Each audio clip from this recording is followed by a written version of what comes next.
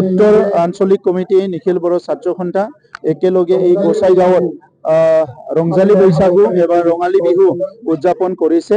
মই আজি এই কাৰ্যসূচীৰ দ্বাৰা তামোলপুৰ জিলাৰ সকলো ৰাইজলৈ মোৰ জ্যেষ্ঠসকললৈ মই সেৱা আগবঢ়াইছো। মোৰ বন্ধু আৰু মোৰ যিসকল কনিষ্ঠ আছে সেই সকললৈ মই মৰম যাচিছো। ৰঙালী বিহুৱে আমাৰ মাজত শান্তি সম্প্ৰীতি ঐক্যতা ঘূৰাই আনক আৰু আহি থকা বছৰটোত আমাৰ সকলো কৃষিজীৱীয়ে হওক বা আমাৰ যিসকল ছাত্ৰ ছাত্ৰী সমাজৰ বিভিন্ন শ্ৰেণীৰ ৰাইজে যাতে ভালকে আগবাঢ়ি যাব পাৰে ইয়াৰ কাৰণে ভগৱানৰ ওচৰত প্ৰাৰ্থনা কৰিছো। আমি সকলো জানো যে অসমৰ খিলঞ্জীয়াসকলে ৰঙালী বিহু আমাৰ ভোগালী বিহু এইবিলাক খুব ভালকে উদযাপন কৰে আৰু সেই ৰীতি নীতি সাংস্কৃতিক বিলাকে আমাৰ জাতীয় জীৱন আৰু সমাজ জীৱনত এটা ভাল এটা পৰিৱেশ কঢ়িয়াই আনে, যাৰ দ্বাৰা আহি থকা সময়ত আমি ঐক্যভাৱে আমাৰ বিভিন্ন কামবিলাক কৰিবলৈ সাহস পাওঁ আৰু উৎসাহ পাওঁ। গতিকে আজিৰ সময়ত মই অসমবাসী অসমৰ সকলো জাতি জনগোষ্ঠী ৰাইজলৈ ৰঙালী বিহুৰ শুভকামনা জ্ঞাপন কৰিছো। অসমৰ মুখ্যমন্ত্ৰী ডক্টৰ হিমন্ত বিশ্ব শৰ্মা ডাঙৰীয়ালৈ মই ৰঙালী বিহুৰ শুভেচ্ছা জনাইছো আৰু বিটিআৰ অঞ্চলৰ সকলো ৰাইজলৈ মই ৰঙালী বিহুৰ শুভেচ্ছা জ্ঞাপন কৰিছো। যিহেতু অসমৰ কমিটি নিখিল বড়ো ছাত্ৰ সন্থাৰ দ্বাৰা আয়োজিত আমাৰ ৰংজালী বৈশাগু ৰঙালী বিহু আজি দ্বিতীয় দিনত তেওঁলোকে কাৰ্যসূচী ৰাখিছে আৰু ইয়াত জিলাত আমাৰ বিভিন্ন যিখিনি বয়োজ্যেষ্ঠ লোকসকল আছে, বিভিন্ন জাতীয় দল সংগঠনৰ নেতৃবৃন্দ আছে আৰু বহুতো বিশিষ্ট ব্যক্তিসকলক আমন্ত্ৰণ কৰি পেলাই তেওঁলোকক সেৱা তেওঁলোকক সন্মান জনোৱা যি আমাৰ পৰম্পৰা আছে সেই কাৰ্যসূচী ইয়াত কৰা হৈছে। লগতে কণ কণ যিখিনি ল'ৰা ছোৱালী আমাৰ ভাইটি ভণ্টিসকল আছে তেওঁলোকক আমি আশীৰ্বাদ প্ৰদান কৰিছো। সুন্দৰ এটা পৰিৱেশ এই বছৰ ৰঙালী বিহু বা ৰংজালী বৈশাগু সমগ্ৰ অসম আৰু এই বিটিআৰত আয়োজন কৰা হৈছে।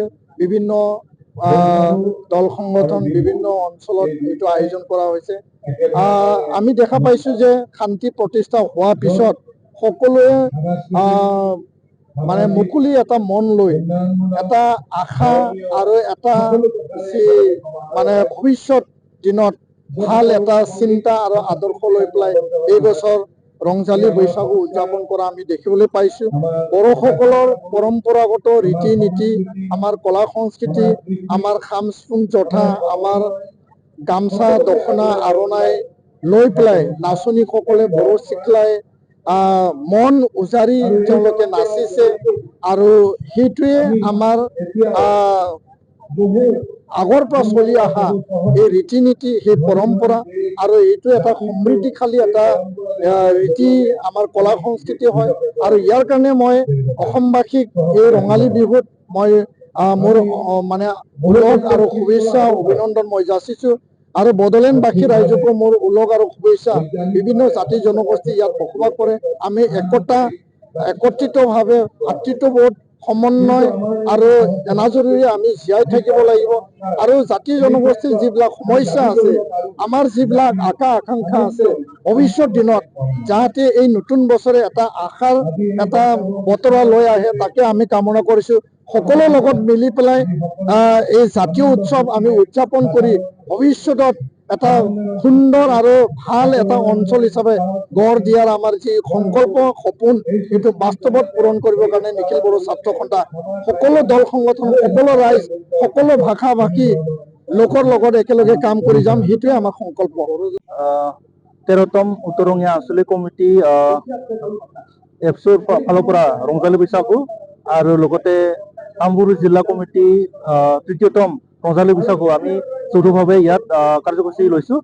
ইয়াত আমাৰ দিনটো কাৰ্যসূচী আছিলে পুৱাৰ ভাগত পতাকা উত্তোলন কৰা আমাৰ সংগঠনৰ, লগতে আমাৰ বৈশাগু হাৰিমু আফাদৰ এটা পতাকা উত্তোলন, তাৰপিছত পদুফাক স্মৰণ কৰি আমি বন্তি প্ৰজ্বলন, লগতে শ্বহীদক শ্ৰদ্ধাঞ্জলি অৰ্পণ কৰিছো। তাৰপিছত আমি বগা ফৰপিচ আমি উৰাই দিলো। তাৰপিছত আমি জ্যেষ্ঠজনক আমি সন্মান মৰম শ্ৰদ্ধা কৰিলো। তাৰপিছত লগতে আমাৰ বৰ্তমান বৈশাগু নৃত্য, লগতে আমাৰ অতিথিবৃন্দৰ বক্তব্য এইখিনি হৈছে। লগতে সন্ধিয়া সময়ৰ পিছত আমাৰ প্ৰীতি ভোজন আছে বৈশাগু বুলি, বিভিন্ন শাক পাচলি মিলাই পেলাই আমি এটা নতুন বছৰক আদৰাই পেলাই খোৱা হয়। আজি আমাৰ ইয়াত উপস্থিত হ'ব পাৰিছে নিখিল বড়ো ছাত্ৰ সন্থাৰ সন্মানীয় সভাপতি দীপেন বড়ো ছাৰদাব, লগতে আমাৰ বিটিআৰ চৰকাৰৰ CM প্ৰমোদ বড়ো ছাৰ তেখেতে উপস্থিত হ'ব পাৰিছে। লগতে আমাৰ তামোলপুৰ জিলা কমিটি এপছৰ সভাপতি সম্পাদকে ধৰি আমাৰ 8টা আঞ্চলিকৰ সভাপতি সম্পাদক বিভিন্ন বিষয়ববীয়া উপস্থিত হ'ব পাৰিছে। লগতে 30 নং গড়েশ্বৰ সমষ্টিৰ MCLA আৰু অলপ সময়ৰ আগতে আমাৰ তামোলপুৰ সমষ্টিৰ বিধায়ক শ্ৰীযুত জলেন ডিমাৰী তেখেতো উপস্থিত হ'ব পাৰিছে। লগতে আৰু আমাৰ বিশিষ্ট ব্যক্তিসকল, লগতে আমাৰ এই অঞ্চলৰ ৰাইজসকল, আমাৰ সন্মানীয় ছাৰ আৰু আমাৰ বাইদেউ, ভণ্টি, দাদা, ভাই চবে আমাৰ উপস্থিত হ'ব পাৰিছে। আমি এইটো প্ৰতি বছৰে কৰোঁ। এইবাৰ আমাৰ 13তম হৈছে উত্তৰঙীয়া আঞ্চলিক কমিটি এপছৰ ফালৰ পৰা, লগতে টাউন ডিষ্ট্ৰিক্টৰ 3য়তম হয়। সেইখিনি আমাৰ কাৰ্যসূচী।